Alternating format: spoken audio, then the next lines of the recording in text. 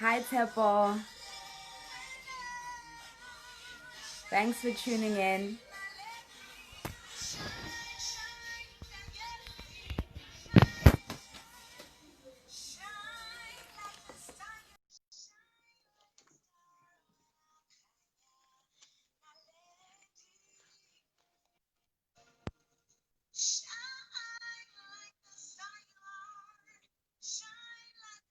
Good evening. Hello, hello. Hi, Melo. Hello, and welcome. Well, first of all, I feel like I'm underdressed. Look at you. Oh my goodness. I'm sorry, I forgot to give you the memo, darling. You should have. Don't forget you're dealing with students. So now I just got out of class to hear. So yeah, but wow, you look fantastic. Good evening to Thank you you so and much. everyone tuning in. You know, Yes. what's important is that you made time out of your busy schedule to be here with us, and we are so honored. I am the one who's honored. I don't take this lightly. I think I think it's a real compliment when someone calls you and says, I want to know what makes you tick. So I'm really, really honored and I look forward to tonight. Awesome stuff. He is a journalist, he's an author, he's an entrepreneur, and most recently was appointed the spokesperson for the South African Music Awards. He goes by the name Lesley Mofokeng. What an honor. I'm so humble. Thank you so much. Thank you so much for tuning in, for joining us. So, how has the lockdown been treating you? The lockdown has been great. By the way, thanks. Thanks for the beautiful intro. It's not easy to listen to such accolades and nice words. So thank you. The lockdown has been great. I'm not going to lie. It's a difficult time that we're going through as a people, as a country, as the world. But I got time to go home to Mafeking and spend a lot of time at my grandparents' house, Kolutlakani village. I spent the first 3 months of the lockdown there, and it was just beautiful. I reconnected. It was peaceful. It was just stunning. And I think it's up to us how you take situations in life. It really is up to you, or you're gonna find an opportunity in there to do something. So I chose to find an opportunity, and I've been working hard and making sure that things fall into place when all of this is gone.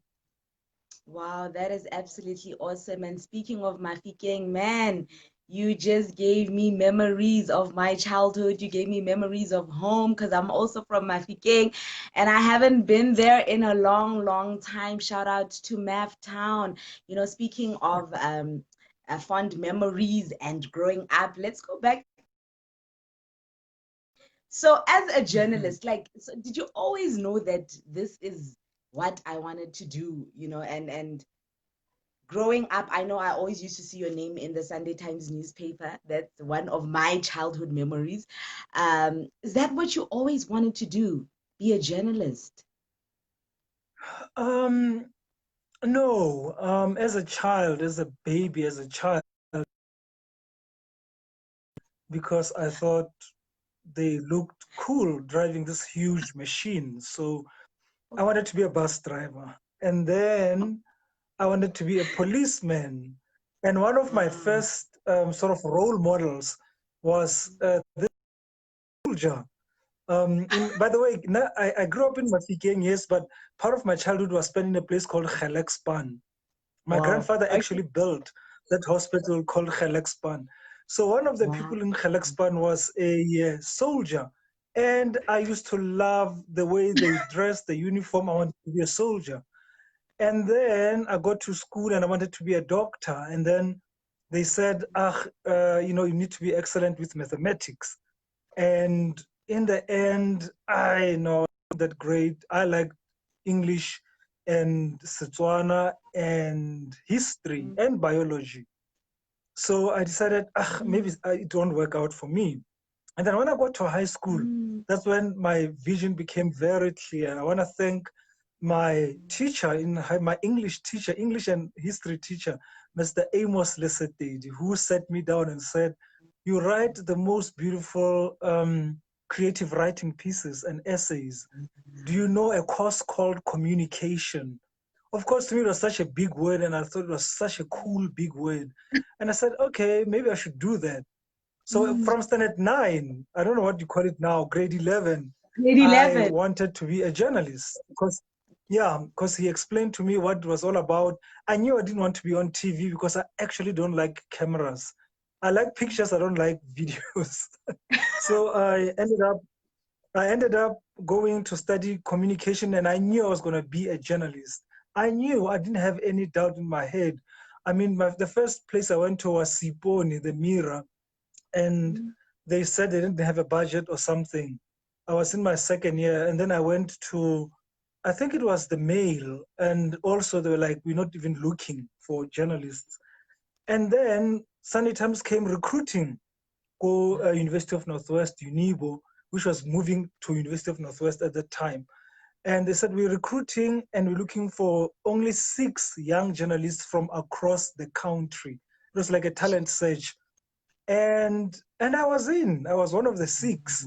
Back in 1996, I don't want to know how old you were, Melo, but it was in 1996 that I walked into the newsroom at the Sunday Times, and I'm forever thankful for that opportunity. I don't take that lightly. It mm, humbles me. It really shows the grace of God and the hand of mm, God upon you. Because at that mm, time, people are already starting to complain about jobs. Already, mm. 1996, people are not Wow. getting jobs. And there I was working for the biggest paper in the country, selling 500,000 copies every Sunday. It was really insane. Wow. And yeah, so that's that. That's my journalism journey. It started at school with my creative writing pieces and Mm. essays in history and English. And And by the and way, and Setswana, and also say my teacher, my Setswana teacher, Miss Rapo, was also amazing, was really just fantastic. She made me fall in love with Setswana. Like right now, wow. you know that I'm actually Sotho. But you can't stand. But Tswana ba botsa nna how to spell things or to say things. So yeah. Are you serious? And Ke a speaking go of raya. teachers, speaking of teachers, who is your favorite teacher? Yo, I've got so many. Obviously, Mr. Amos Lesetedi. I mean, guys, if I'm with Mafokeng, tell him that I have the greatest respect for him. He's the one who put me on this journey. He's the one Mm. who said to me that it was possible. I mean, I grew up in a village that got electricity at 2000. So at that time, the greatest job was to work for a mine or to be a policeman or something like that. But my eyes to another world, yeah, words and creative writing. So, Mr. Mm. Lesetedi, definitely there. There's my teacher also from middle school who taught me Setswana. Nerimitsa Mam Tim Kulu. I think she changed her name, but Mam Tim Kulu was just amazing. She taught me Setswana. I think the reason why I love languages is because of Setswana, and she just flowed. How about people make a language hip? They mean those teachers. Mam Tim Kulu made Setswana so hip for us. When you go to high school and taught us Setswana, she was just amazing. Um, what's my other teacher? My biology teacher, Mrs. Mafora. which is I've never seen her since high school, but I always remember just how how how amazing she was in her delivery and how she made sure that we got the concepts of biology when we didn't have a lab, we didn't have utensils. She had to teach us biology from a textbook. So those are real teachers that had the passion, had the love, had the energy, and there's also Mr. Bosa who taught me agriculture. There's a story about Mr. Bosa. When we were in high school, a friend of mine, John Marcelo, and I took part in the science fair. I don't know if that's still around, the science fair. And we Yes. won gold in Buputetswana, the then Buputetswana. And then we went to Wow. South Africa to compete, Okay. representing Buputetswana. And our project was banana wine. We were making wine. I still have the pictures and the medal from 1992 when Mr. Bosa was our mentor. So great teachers. I've Sure. got great respect for teachers. Love them. Mm. Wow, that is amazing. Yeah. And definitely teachers play such an important and significant role. They are co-parents, in raising Yes. young people to become amazing future leaders Yeah. in our generation. What Yes. inspires you? Learning. I just every day when I wake up, when I go to bed, I need to do a checklist of things that I know today that I didn't know yesterday. So Mm, I've realized that the more you learn, the more you study, is the more you realize that you actually don't know much. So I have spent a lot of time looking and seeking knowledge or looking for knowledge, and I think that inspires me. I just like this coronavirus, what we're going through, the COVID-19, and how life has changed. I'm so curious. I'm so interested in finding out just what awaits us on the other side, and also how can we get through. So the search for knowledge, the thirst. I finish one book, it leads me to another. I read something, it leads me to another. I always realize that I don't know much. People think they know a lot of things about life, about themselves, but when you start reading and you start interacting with people, you realize that you actually don't know much. So learning education inspires me. Are you are you actually an investigative journalist? Well, I mean, that's the basics of journalism. You can't be a Mm, journalist and not be able to investigate. You have to make the absolutely. call. You have to, when you tell me something, I have to verify it. That's investigation. There are different Mm, scales of investigation, obviously. There are people who investigate the government, people who will investigate corporates and all of that. But at the essence of it, journalism is really about investigation. Yes, we report news, the five W's and the H, but at the end of the day, when you analyze it, you actually are investigating. So I have done my own investigations in my time as a journalist over 21 years. Um, sure. and I mean, I started off as a court reporter, so I used to Mm, do obviously go to court, attend cases, report on them, but also just investigate life in a courtroom, um, mm, and investigate life of a magistrate. And I remember there was a piece I did once about this uh, court that was falling apart. I don't know if it was Eden. I don't remember, but anyway, my story that time, I was investigating how the justice system was failing this one court, which was literally falling apart. Things were falling on people. Made such a great impact that within a month it was fixed.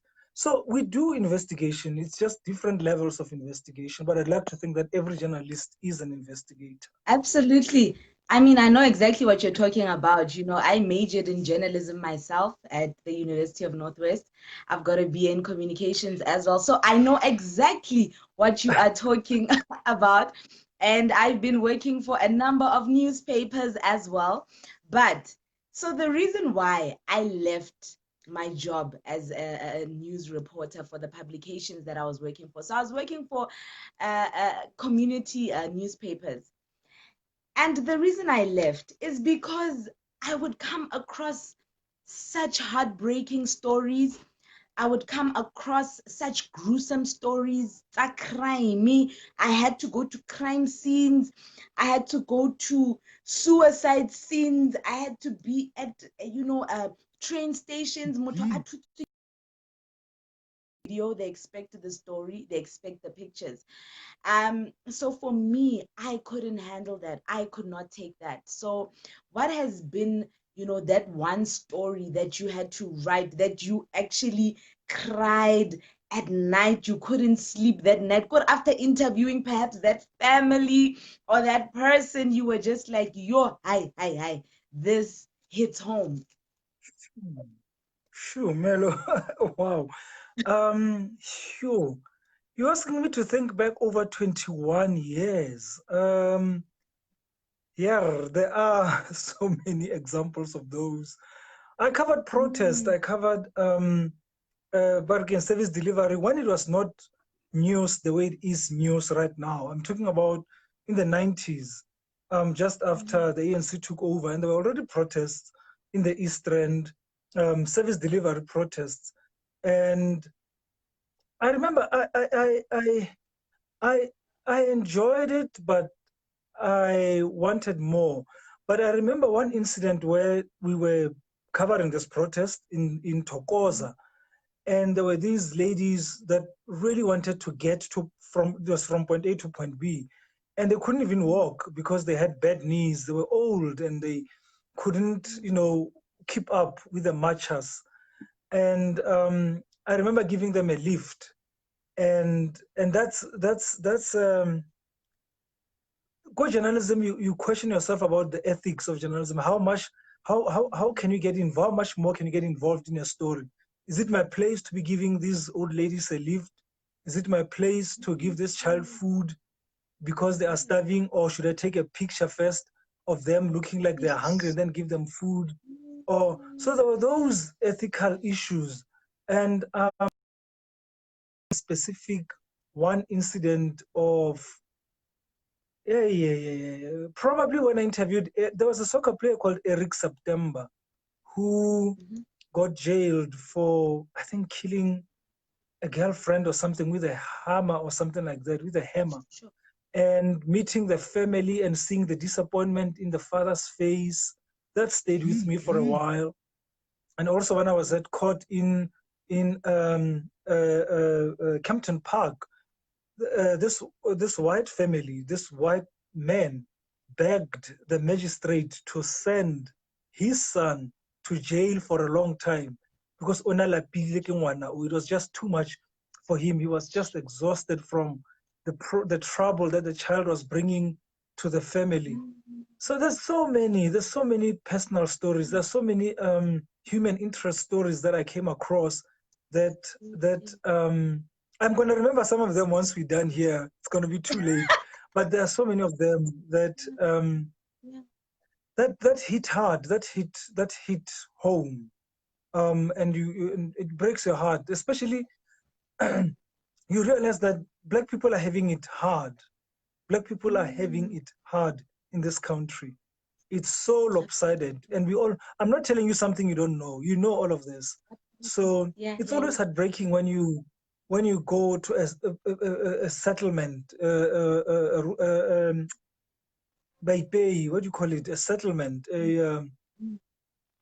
komikhukhung, and there are Yeah, stories of settlement. kids. Mm, Yeah, kids, but chile mole, they've been banned, they're not looked mm, after. It's just mm, heartbreak after heartbreak. So there's lots of mm. them, but those are the three that I kind of remember from the top of my head. Okay, awesome. And on the other side, what has been your favorite story? The one that brought so much joy to you, the one that you were so proud of writing, the one that put a smile on your face. You, you're gonna think I'm not normal in my head, but there's a story I did probably in Yeah. 2004 or 2003, Okay. and it involved the Queen of Swaziland, one of Wow. Mswati's wives, who had a at that time we called them toy boys. Now they're called Ben 10s. Who had a toy boy who came to me and literally spilled the beans. Somebody spilled the bean, they mean that. He said, "Oh well, I'm here to tell you that I'm sleeping with one of the queens of Swaziland." And I was just like, "Get out of here! Come tomorrow with pictures, like albums upon albums of of this relationship." It was at the height of tabloid journalism and celebrity gossip. But that story really, I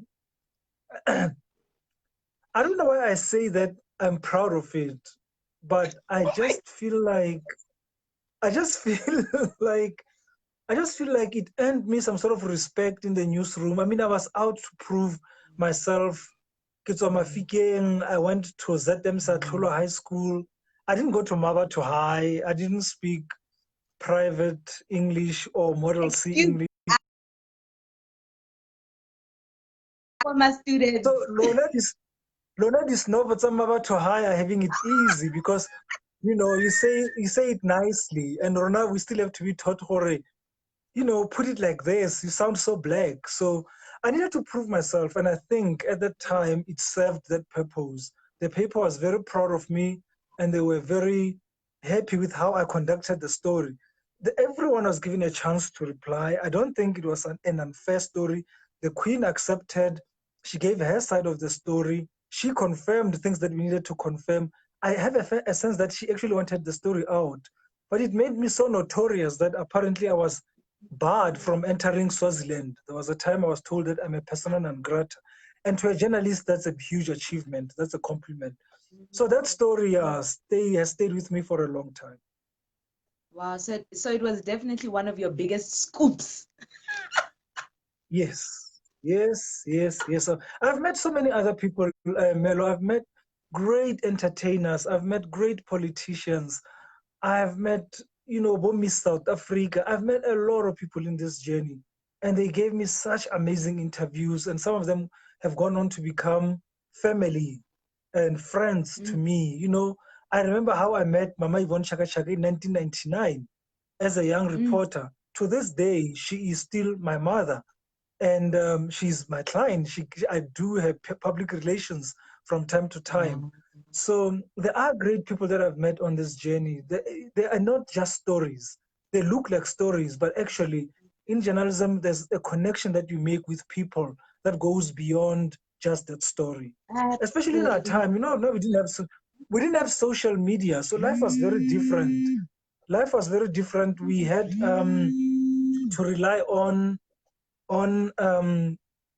this art of communication, this connection, this face to face. It was rare to interview someone on the phone, forget about interviewing someone on email. It was usually face to face, and that has helped us a lot to establish good relationships with people. Absolutely. And I couldn't agree with you more because, as a journalist myself or a former journalist, many of the amazing connections that I've made is through the work that I was doing at the different events that I was sent to. And I'd meet amazing people, would exchange numbers. Some of them have been right here on my show, and we've just kept that connection. So definitely, that form of. So most recently, you were appointed the spokesperson of the South African Music Awards. Congratulations! Thank How does it you. feel? Thank you How so does it much. feel? How does it feel? Um, it feels surreal. It feels unbelievable because I was there at summer 3 or summer 4 at the Joburg Theatre. So I've had this long relationship with the Summers as a reporter, as a young reporter at the Sunday Times. And then after a while, they made me a judge. I judged for 12, if not 15 years. And then last year, I actually went to present. I presented 5 awards on the Friday show, the one that's not on TV. Matter because I got the goodie bag, yeah, the presenter. So, That's um, all that and matters. then, exactly, and then and then to turn around and be the spokesperson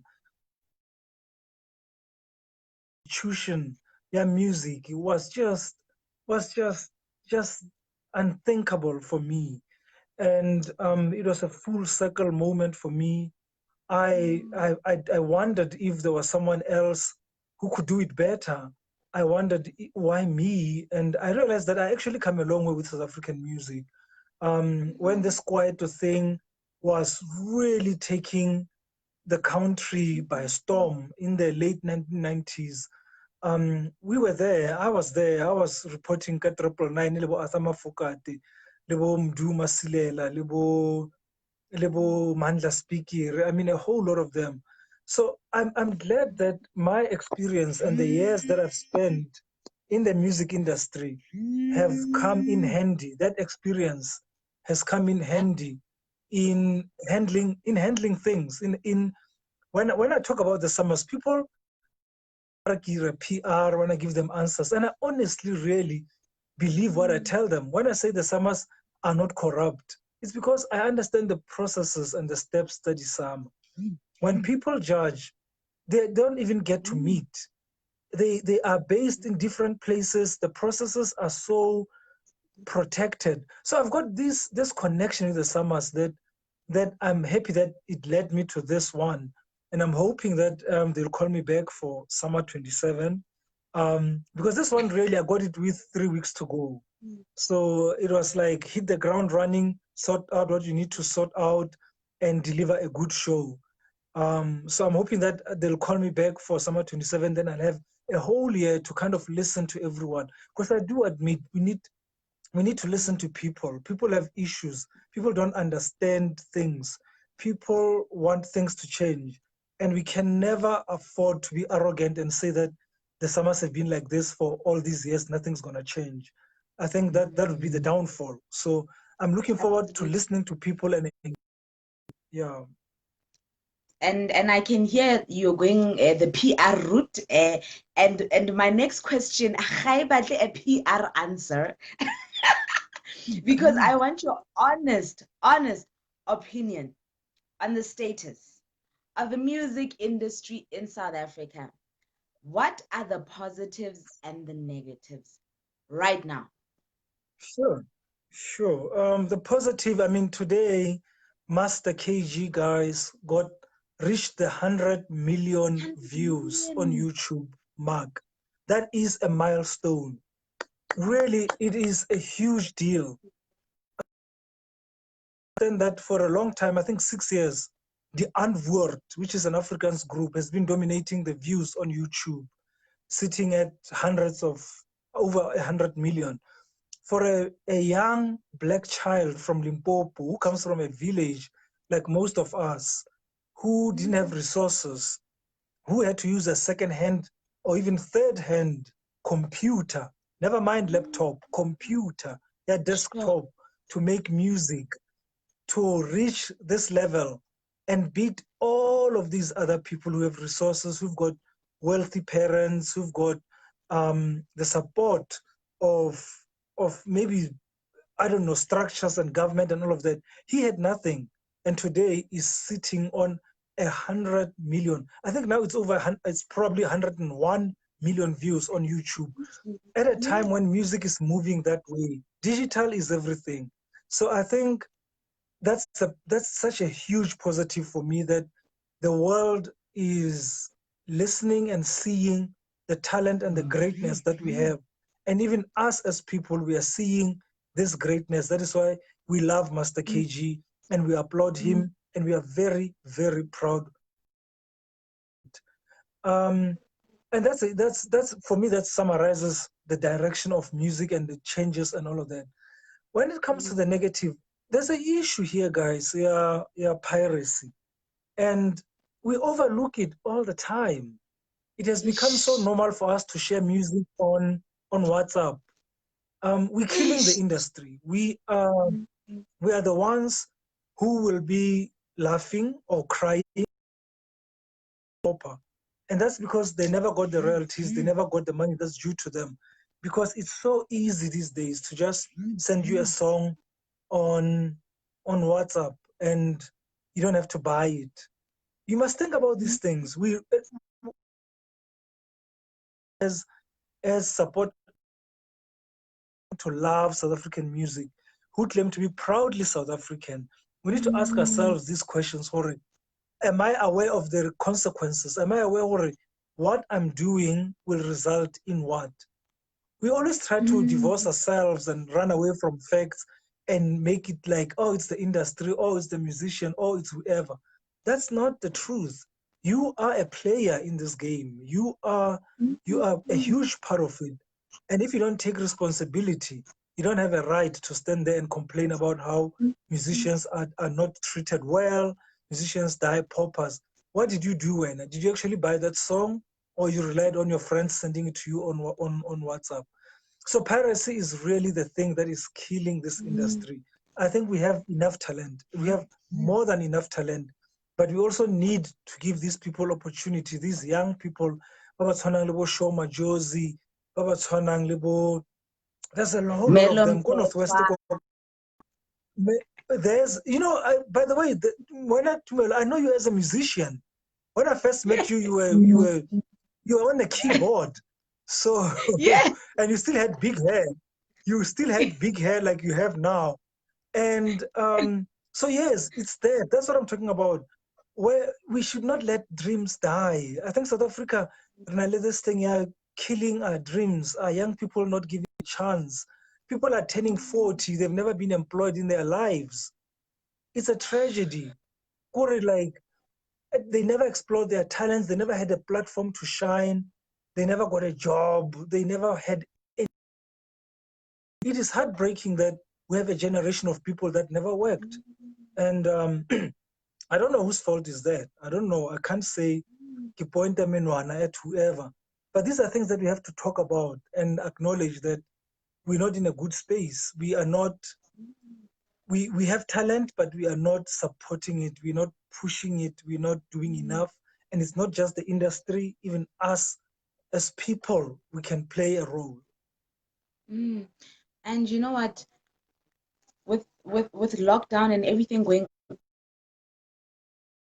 think there's still a space for the CD, because I personally, nna ke rata CD, and I love collecting the CD, and people will be wena ha go sa rekiwa di-CD ke bo di-iTunes ke bo di-what nna ke batla CD. I don't know, is it because I'm a musician or ke batla collection like di-CD, so I still go into your musicals and what and I get the physical CD. Like for me, it doesn't, I don't get that whole buying online thing and then having ke batla go e bona yana ke tsenya mo koloing ke ye, then I can copy it to my phone and whatever. Melo, the reason I'm laughing so much is that just this afternoon, when I was driving from gym, I wanted to play a CD. It's an old CD, Mama Sibongile Khumalo. And in a little scratch, like it only plays up to track number 5, and then jumper if it go. And I was just like, CDs. Does this mean the end? And then I thought about it. I was like, my next car, do I want it to be in a LCD player or this new digital whatever? And my answer was like, I want a CD. And I want to touch. I want to see it. I want to have a collection. This virtual thing, streaming, that chows a lot of data, and it needs connectivity, and it needs space on your phone, the song. There are those issues. But then again, we need to accept that the world has changed. We need to accept that now, go to summer. You submit Peanuts A4 as an EP. Do you know that that's considered an album? You stand a chance to be nominated in Best Album of the Year, 4 songs. That's just how the world has changed. We're moving with the times. This is what is happening. So as much as we want to hold on to nostalgia, when we were growing up, or in the 90s when we were collecting TLC and and Tony Braxton and the soundtrack, it's a waiting to Casey and exhale, JoJo and Casey and JoJo, all of that. As much as we want to hold on to those things, by the way, we're moving it from cassette to CD. As much as we want that, we need to understand that the technology has moved so much that we might end up feeling like Haruna Blake in the world. So as much as I want my next car to have a CD player, I'm preparing myself to the eventuality of I might just need to get a memory stick or Bluetooth and play Eish. music from my phone. That is just the Yeah, no, reality. that is the reality. That's exactly the direction that the world is heading to. I mean, my music baraka music online go gontsi hela. I guess as the eldest one, I still have some catching up to do. It's tough, but I'll get there. I'll get there. So we're thinking about Lesley, ne? You've managed to stay under the radar, doing amazing things. Like, it's just your name that pops up. There's no negative publicity around you. There's no this and that, but you are doing great things. Is this intentional? Gore like, okay, ke strategy saka, so ke tlo tsena, ke tlo ipaka di-works nje fela, that's it. And not go in there and trend for this and that and that and the other. Well, I don't know how to answer that, Melo, but I mean, now I'm a journalist. I'm a trained journalist. I'm even studying journalism as I speak to you. I said I'm a student. I am, and co-journalism, they teach you to tell stories. It's very rare that they teach you to tell your story or to make the story about you. So I've spent all of my time looking for stories and telling people's stories till today. I mean, I got retrenched, go Sowetan, a year ago, but and sometimes I talk to them either to give advice or to comfort them because they know that I'm not going to write a story because I don't have a place to write a story and expose something. So it's some sort of a life of service, if you like. Like I've accepted that people will call me. I don't even ask them, where did you get my number? I don't ask that Sure. question. Once people call, I'm just like, okay, how can I help? It's never, where did you get my number? Why are you calling me this time? Ying, ying, no. And it's just the nature of the field that I'm in, that you are of service. You are there to serve the people. It's never really about you. And naturally now I'm really now, when I was in high school, timid and shy child. It was only in the last 2 years, 3 years, 2 years maybe, that I kind of became confident and just like, open up because so in my nature I'm really a shy person. So and I don't like spotlight. I'm not gonna lie to you. You may not agree with me, but I actually don't like it. I don't like nkareng bathong. How can I can't even explain it properly. But it's something that I'm not in. Let me put it this way. I'm not in the business, yeah, journalism or the news to be the news. Nakabun.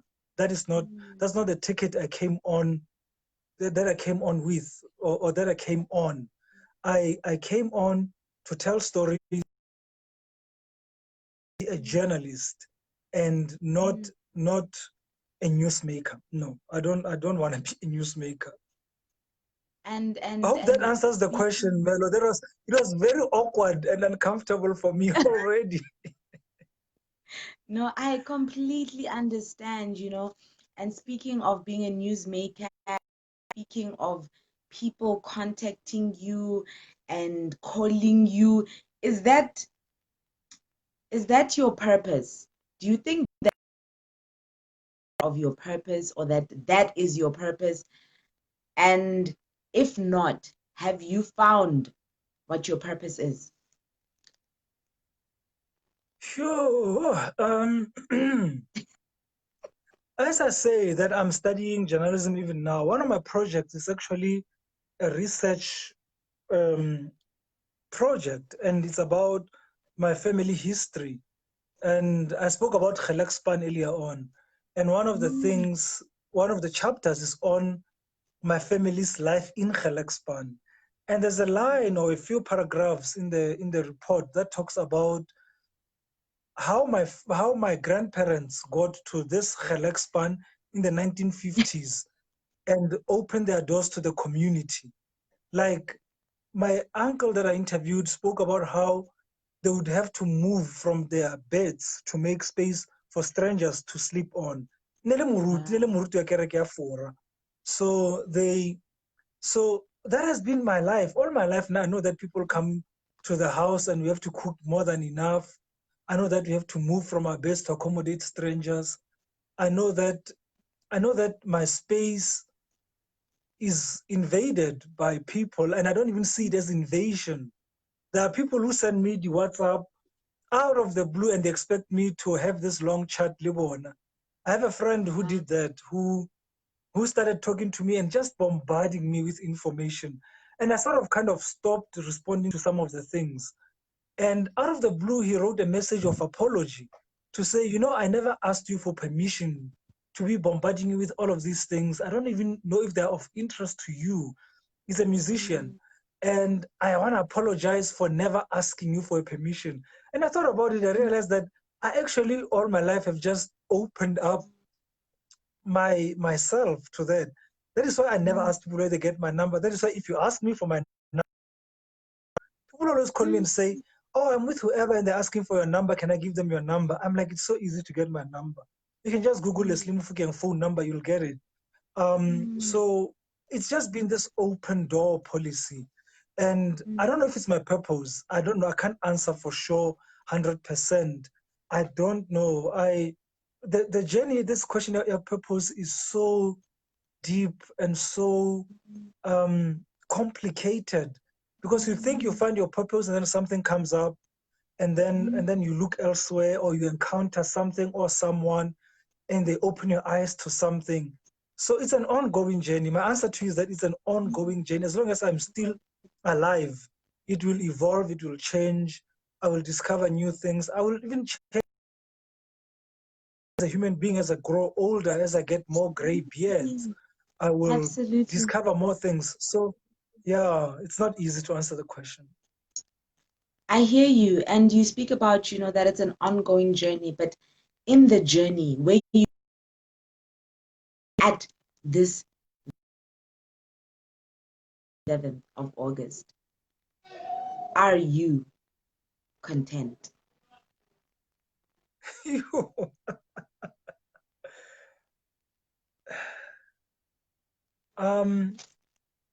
Generally speaking, yes, I'd say I'm content. I am content with what I have, with what God has blessed me with. I'm content that I need to appreciate that other people are having it worse than what I'm experiencing, and for that I need to be content. I need to say I got COVID. I never got it till this far. I'm thankful and I'm content that God protected me. The biggest gift, guys, is life. As long as you are alive, gymming and come back and look at my six-pack, or is it still there? I'm telling you, that's the greatest wealth. I do that. I stand up more or anything.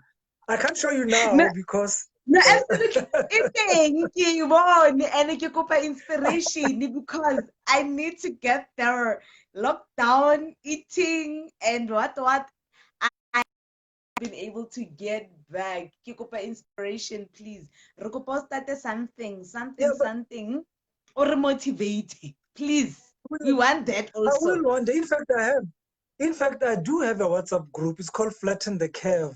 It's just that it's controlled and it has limited number of people, where I actually share my journey to fitness.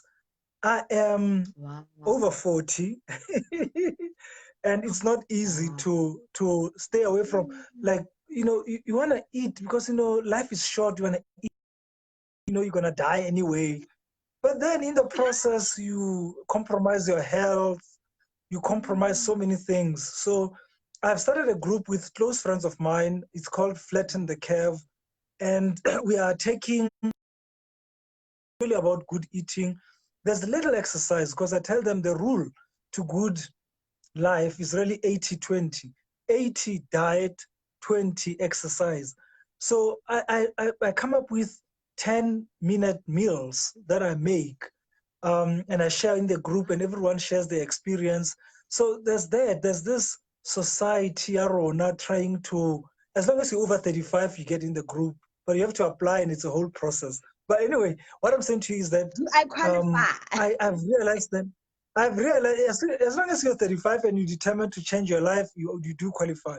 But what I realized is that your health is your wealth. The biggest thing that you have is your health and being alive and not having to open and having a chronic disease. So we need to count those blessings. Coronavirus has taught us to count the littlest, the smallest thing that you have, be thankful. So to answer your question, now that I think about it, I am content. I am content. I want more, but content. I'm not losing my ambition. I'm still ambitious. I've got huge dreams. I'm asking God to protect me, to give me more life. And I'm doing my part. I'm eating right. I'm exercising. I avoid negativity. Let me tell you, Melo, protect your peace. Avoid negative people. Don't even avoid them. Run. If you get the vibes, feeling negative, run. I don't entertain negativity. If you make me uncomfortable, I just don't engage. I don't want to, I don't want to spend my time fighting off negativity. I just walk away, I run away from it. So these things, really, at the end of the day, I pray that they will accumulate and count for something. When when I turn 90 or 80, I mean, that's my dream, to have a long life, because I feel like there's still so much that I can do. I've only just scratched the surface. One day I want to tell you that, you know what, in 2020, you asked me about my purpose. I found it now in 2035, and it's this and that. Wow, Yeah. wow. And I wanted to ask you what you are most grateful for, but I can tell that you are most grateful for the gift of life. What do you know for sure? That change, okay, that's cliche. I wanted to say that change is, what's that famous thing? Inevitable. One thing for sure is change. Yeah. No, what I know for sure is that nothing is forever in life, really. Nothing is forever. Nothing at all. Um, and change, really. Although I want to avoid change, but actually, I think I'm going to end up talking about change. Sorry. I think change is the permanent feature, yabuphilo. I see it all the time in everything. And we also have to change our lives. We have to evolve as people. Coronavirus and COVID-19, you know, is the biggest reinvention that we've been offered. If you survive COVID-19, if you get to the other side and you're the same person that you were before COVID-19, then I think, I'm sorry, but it was a waste. I think we need to get out of this thing and have a renewed sense of self and determination and just what we want to do. You know, Melo, in one of the books that I read, they talk about, there's a thing called the Roaring Twenties. The 1920s are known as the Roaring Twenties. And someone was saying that the reason they are called the Roaring Twenties is because they had the same thing. There was a thing called a Spanish flu pandemic in 1918, 1919. And people thought they were dying. They died in millions. When they got into the 1920s, they're like, I'm going to live the best life. I'm not holding back. I'm going for everything. I want to deserve everything. And I pray that when we get out of this, 20s is our version of the roaring 20s. Can the 2020s onwards up to the 30s ever the roaring 20s for all of us, where we really go for it. I mean, it's heartbreaking. I spoke about unemployed people turning 40, people who've never worked, they're turning 40. They never worked, they never had that opportunity. They studied, but they just never got that opportunity. I hope they would be re-energized and go for it. It's never too late. God's timing is always right. And just go for the roaring 20s. I have a sense that the 2020s will be the roaring 20s, going to live their best lives. So yeah, that's the change I'm talking about. Nothing is permanent in life, but also, we gotta do something about it. Absolutely. And speaking of living our best lives, can we expect Lesley Mofokeng, the man behind the pen, autobiography? Ha! In the near future. No, I know you said that. no. I know you said as journalists, you write the stories. The stories are not written about you, but I'm sure people would love to hear and actually read your story. Can we expect that This in the Roaring this 20s? project that this project in the roaring 20s, I like that. This project I was talking about, Yako Skolong, it has a bit of me in it. It has in fact not a bit, a lot of me in it, because I talk about, um, as much as it's my family story, but it's told through me. So there is a bit of me in it.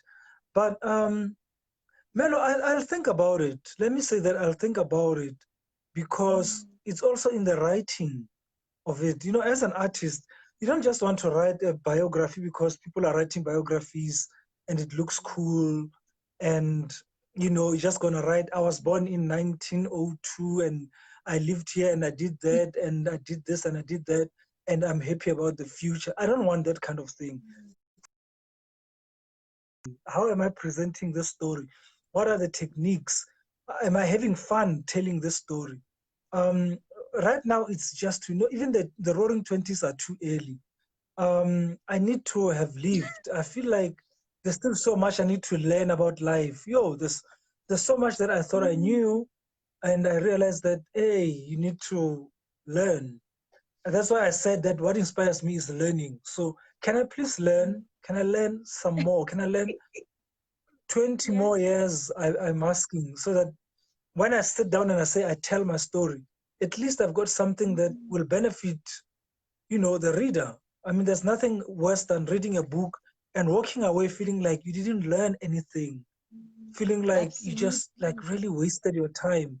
So I don't want to have a biography like that. I want a biography that's gonna be rich, and people are gonna go like, "Yo, he lived. Yo, I didn't know this. I didn't know that." So yeah, let's let me Wow. live some more. Let me get inspired some more. Yes. We've got Khanyi Mbau who says you are rocking, my brother. And Khosi to you. This is a wonderful interview. He also says, yes, autobiography, please. And speaking Well, of let me tell you stories, autobiography, Akon. sorry, Do I what? I'm saying Do speaking I of what? autobiographies, speaking of autobiography, written quite a few. Which is your favorite? I'm putting you on the spotlight. It's an easy one. Yeah, Khanyi Mbau. Ah! Yeah, Khanyi Mbau. I know you don't want to say the first part of it. Bitch, please, I'm Khanyi Mbau. Beep, beep, beep. Oh my goodness. Um, I was hoping you were not going to say that. no, it is. It is. And the reason why I say that is because it's my very first project. I was frustrated. I was working for City Press. I felt undervalued. I felt like I was not challenged enough. I felt like I needed something. And a friend of mine on Facebook actually suggested that I do the story, I write the story. I met Khanyi at the Kardashians were in Joburg at a dinner. And I met her there and I was like, Khanyi, we're doing your biography next year. This was in Wow. 2010, going to 2011. And she said, absolutely, I'm calling you in January. January, Khanyi called me the 2nd of January. I remember she made that call. I was in Mafeking New Year, and the book came to pass and gave me so much confidence. So the others came and they did well, and I'm proud. I'm proud, Gatson. I'm very happy. But the one that gave me confidence to say you can do this is this firstborn of mine that I absolutely hold very dear. I also have a cookbook, by the way, not just biographies. I wrote the cookbook, yeah, Chef Nti. We wrote it together. She did the recipes, but I told the story. So, for example, I would tell the story of pap, maize meal, the significance of maize meal in the South African story, in the South African life. What is papa? You know, and I enjoyed that. It was something different. It took me, I think, a month to finish the book. It was seamless. Nti was amazing. Tabiseng Ramaboa, please go support Chef Nti. It came out March last year. We had so much fun. I'm getting the dates wrong, but it came out last year. And it was just an amazing experience for me. I loved working with her. I loved working with Somizi on his book, Dominoes. It was different because he was so busy. It was at the height of his career when he was so busy and unavailable, and we had to rely on technology, on voice notes and stuff like that. So it was a different experience in that I never got to have one, personal kind of space like I did with Khanyi. I spent 6 months with Khanyi, by the way, when I wrote her book. Sure. I lived in her house, literally. Yeah. So I would go to work and go to her house, and she would cook for me. We loved that. Wow. And I also got another biography of Ram Matthews Molobeng, who is based in Rustenburg. He's a mining magnate called Rustenburg. The book was finished a long time ago, but it only got released this year. I'm still waiting for my copy.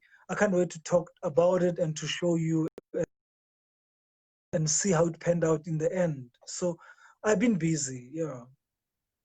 And in short, what can we expect from you? More cookbooks, more books, autobiography? No, just expect a student. I'm a student of life, you know. Wow. I'm just studying. I mean, I can't even tell you some of the things that I'm reading. Things like medical history, which out of the blue has just gripped my attention. I think so too. So I'm reading a lot on things. You might get surprised to hear that I went to medic school and I want to be a doctor. So it's Wow. possible. Anything is possible. Anything is possible, but I'm loving the journey of learning. Wow. Man, no, before I forget, I wanted to make a shout out to those two people you mentioned. Koni Munsuahai is actually Yes. a family friend of ours from Gelexpan. She would know Wow. her story from 1952 to now. So I'm so glad that she tuned in and supported. Khosi is my brother. We go back a long way. A family friend Wow. also from Itsoseng. So shout out to Khosi and Koni. Thank you for tuning in. Wow. And thank you so much to you for giving us your time, Lesley. We're going to go into the last segment of our interview quickly. We're almost out of time. You just answer them as quickly as possible. Nako ya rona has almost come to an end. What's your favorite book? Favorite book? Anything by Sol Pluggy. Anything by Sol Pluggy. Favorite holiday destination? New York City. New York City. New York City. Kwaito or R&B? Both bathong. I know both. Kwaito mafikizolo, kwaito ya mdu. That kind of kwaito. Any day that kwaito. And yeah, both. What do you know for sure? We already asked you that one. Favorite hip hop artist? I'm not even a hip hop fan.